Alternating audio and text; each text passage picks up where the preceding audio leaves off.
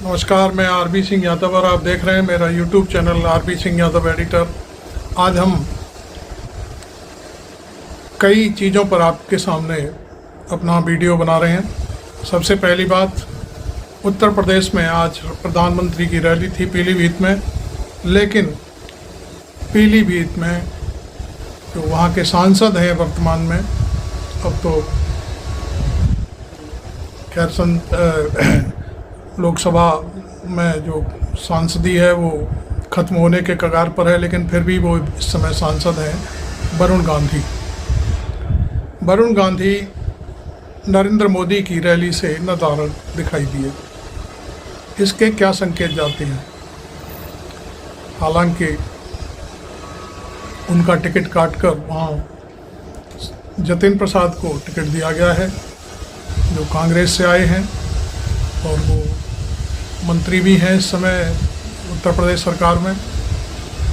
उनका क्या होगा ये तो हम नहीं जानते, लेकिन वरुण गांधी की नाराज़गी आज पूरी तरह से एक बार फिर सामने आ गई, क्योंकि वरुण गांधी पीलीभीत को अपना घर मानते हैं। उनके मामा हैं एक किसान नेता, उनकी जड़ें बहुत गहरी हैं वहाँ पर। मेनका गांधी के भाई हैं वो। हालांकि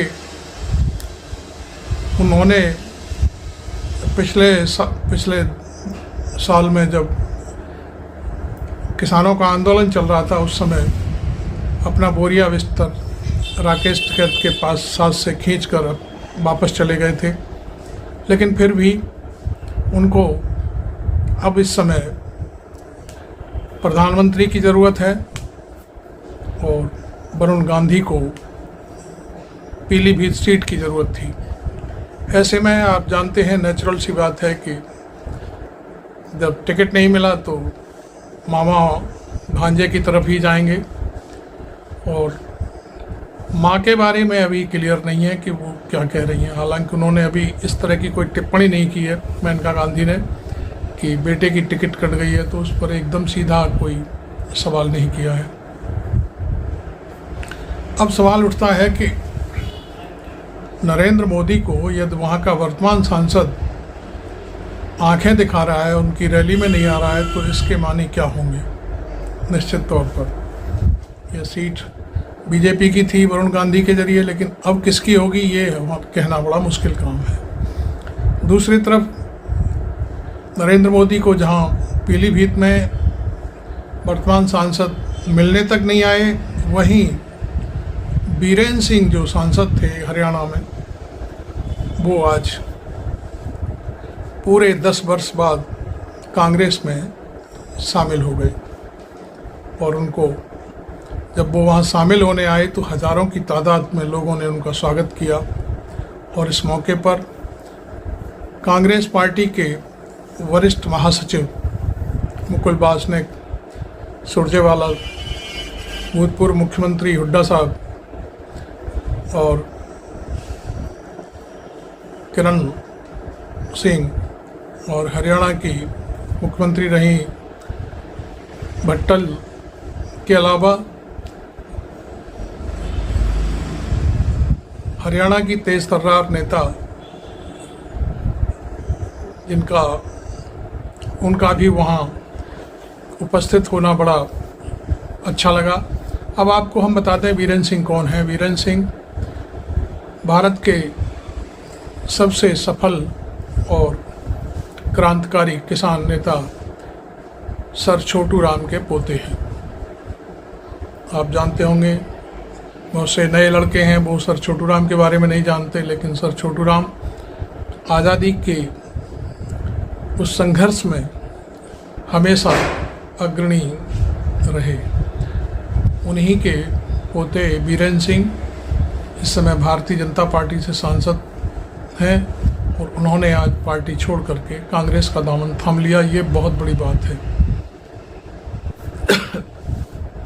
बीरेन सिंह के कांग्रेस में आने से मैं समझता हूं कि अगली जो सरकार हरियाणा में चुनाव होंगे उसमें बहुत भारी मदद मिलेगी, क्योंकि चौटाला परिवार छिन्न भिन्न हो चुका है और तमाम उस पर आरोप प्रत्यारोप हैं। अभी कुछ दिन तक चौटाला के पोते ने भारतीय जनता पार्टी के साथ सरकार चलाई और बीजेपी ने उन्हें अलग कर दिया अपने से। लेकिन इस दौर में यदि बीरेन सिंह के बारे में बात करें तो वो बहुत ही ताकतवर नेता हैं। उनके बेटे पहले ही कांग्रेस में ज्वाइन कर चुके हैं। तीसरी खबर हम आपको बता दें, केजरीवाल को ईडी द्वारा जो एक आपराधिक मामला बनाया गया था उसमें उन्हें जमानत मिल गई है। उनका मसला, आपको मालूम है कि ईडी ने अरविंद केजरीवाल को कई बार सम्मन किया तो वो उपस्थित नहीं हुए। इस मामले में ईडी ने एक मुकदमा दर्ज कर लिया था उनके खिलाफ।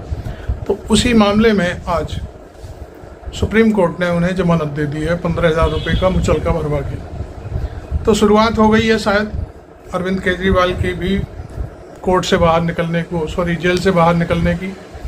ईडी कहाँ तक बचाव करेगी, क्या करेगी, ये तो हम नहीं कह सकते, लेकिन सोशल मीडिया इसे पूरा सपोर्ट कर रहा है। वहीं गोदी मीडिया से जो खबरें हम देखने को मिल रही हैं हमको, उसमें ये साफ झलक रहा है कि गोदी मीडिया को अच्छा नहीं लग रहा कि अरविंद केजरीवाल को जमानत क्यों मिल गई। वो तमाम तरह की तलखियाँ कसते हुए उन पर कमेंट कर रहा है कि अभी तो केजरीवाल को भीतर ही रहना पड़ेगा, अभी तो ये होगा वो होगा, बहुत सारी चीज़ें हैं। तो कुल मिलाकर के हमने आपके सामने ये और खबर रखी कि अरविंद केजरीवाल को एक मामले में जमानत मिली है। अब सवाल उठता है, हम पश्चिमी उत्तर प्रदेश पर फिर आते हैं, जहां वरुण गांधी भारतीय जनता पार्टी की खाल उधेड़ने में लगे हुए हैं। वहीं जयंत चौधरी पीछे हटने को तैयार नहीं है। जयंत चौधरी ने अपनी नाराज़गी व्यक्त कर दी है और उनके समर्थकों का साफ संकेत है। उनके कई समर्थकों से मेरी बातचीत हुई है। उन्होंने कहा है कि मुजफ्फरनगर में चौधरी अजीत सिंह को हराने वाले संजीव बालियान से बदला लेने की पूरी तैयारी कर ली गई है। और मैं समझता हूं उनका जो कहना था, संजीव बालियान को पूरी तरह से हराने का काम किया जाएगा।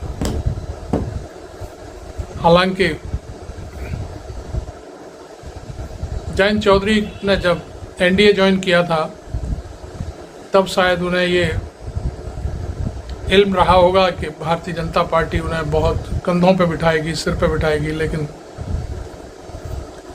भारतीय जनता पार्टी ने जो 4 दिन पहले सहारनपुर की रैली में पहले तो पोस्टर लगवाए कि मोदी और जयंत की सामूहिक रैली हो रही है, उसमें दोनों नेता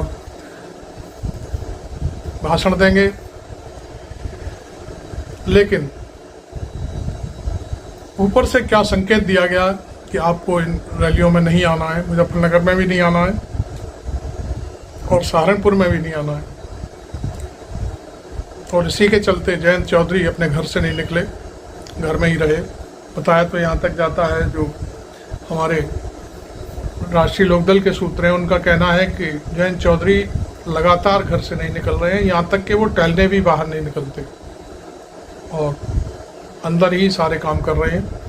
तो कहने का अर्थ ये है कि ऐसा क्या हो गया है कि जयंत चौधरी को भारतीय जनता पार्टी ने दूध में पड़ी मक्खी की तरह निकाल कर फेंक दिया है। और जयंत चौधरी अब क्या करेंगे, उनके समर्थक क्या करेंगे, ये तो हम नहीं जानते। लेकिन समर्थक बहुत भारी पसोपेश में हैं कि राष्ट्रीय लोकदल को खत्म करने के लिए भारतीय जनता पार्टी ने जो प्रपंच रचा था उसमें वो सफल हो गई है। पहले तो आपको मालूम है कि अखिलेश यादव उन्हें 7 सीटें दे रहे थे, वहीं बीजेपी ने उन्हें 2 सीटें दी और 2 में भी उन्हें लग रहा है कि शायद बागपत सीट भी निकलना बड़ा मुश्किल का काम है, क्योंकि वहाँ पर जिस तरह से जो भाषणबाजी हुई, जो मलिक हैं, कोई डॉक्टर मलिक हैं, उन्होंने जो भाषण जिस तरह से दिया उससे लगता है कि मामला खटाई में है। वहीं समाजवादी पार्टी ने अपना स्ट्रॉन्ग कैंडिडेट दिया है जो पंडित हैं वो भी पूरी संजीदगी के साथ चुनाव लड़ रहे हैं और मुझे लगता है कि शायद यदि जनता का भरोसा मिला तो पंडित जी चुनाव जीत जाएंगे। अब बिजनौर की बात आ रही है। बिजनौर में ठाकुर समुदाय के लोग बहुत परेशान हैं क्योंकि जयंत चौधरी योगी आदित्यनाथ के समय में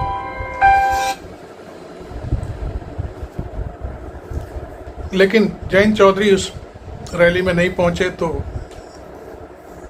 जो वहाँ के ठाकुर उम्मीदवार हैं राष्ट्रीय लोकदल के वो बहुत निराश हैं। उनको नहीं लगता कि शायद जीत हो पाएगी या नहीं हो पाएगी। तो कुल मिलाकर के मामला है, नरेंद्र मोदी भले ही 400 पार का नारा दे रहे हैं। अभी हमने एक वीडियो भी दिखाना है आपको, राजस्थान के एक होटल में जो कुर्सी फिकाई का काम हुआ है वो भी हम आपको दिखाएंगे। आप देखिए उसको कि भारतीय जनता पार्टी का हाल क्या हो गया है।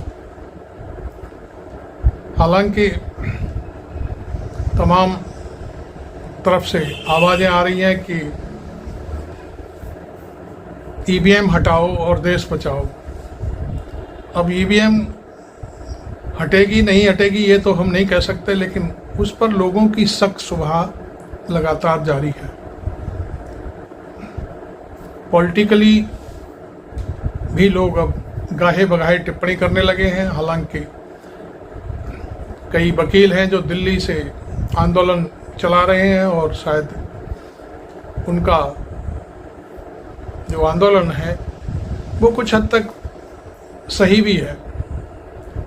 महमूद प्राचा जो लॉयर हैं वो बहुत तेजी के साथ काम कर रहे हैं, सुप्रीम कोर्ट में जा रहे हैं और उनका कहना है कि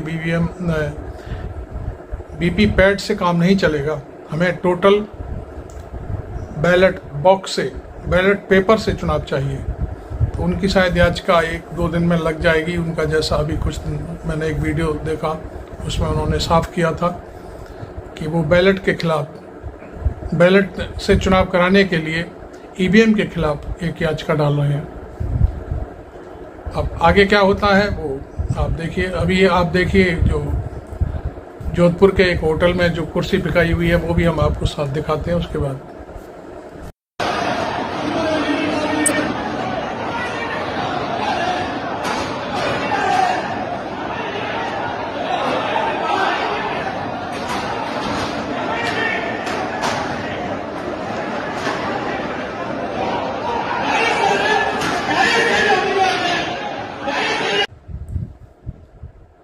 आपने देखा कुर्सी किस तरह से फेंकी जा रही हैं और ये कोई हमारा काम नहीं है, ये 400 पार का नारा देने वाली पार्टी का खेल है। वहाँ पर आपस में देख कुर्सी हवा में चल रही हैं, शूटिंग हो रही है बाकायदे। तो आपको ये मेरा वीडियो कैसा लगा ज़रूर लिखें और टिप्पणी करें और मेरे चैनल को सब्सक्राइब ज़रूर करें। Thank you very much. मैं आरबी सिंह यादव।